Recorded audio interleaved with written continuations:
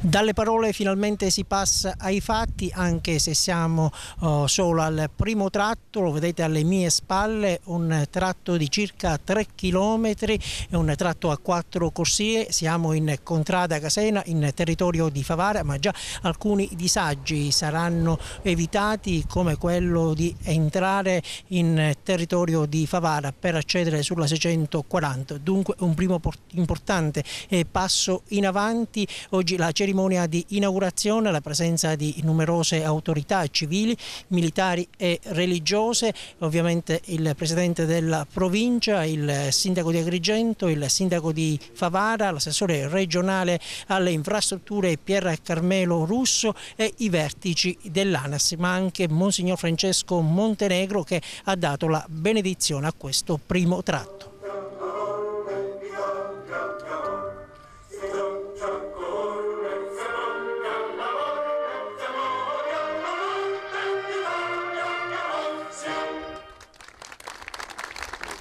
Vorrei pregare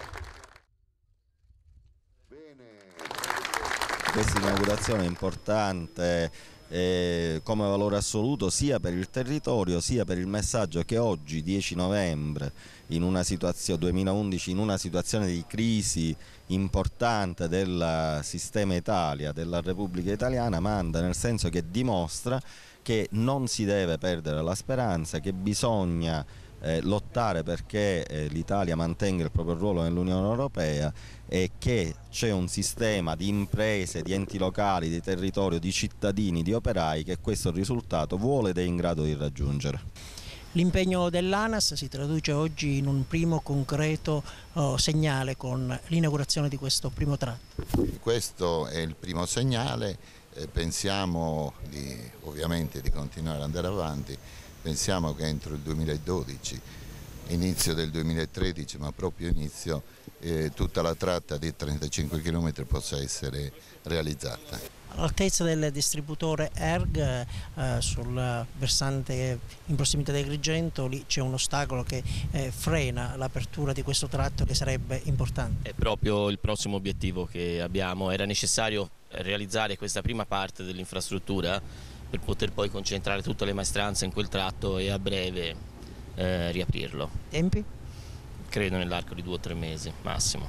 Presidente, in attesa dell'aeroporto ci sono i primi 3 chilometri, poi la 640, comunque un segnale positivo.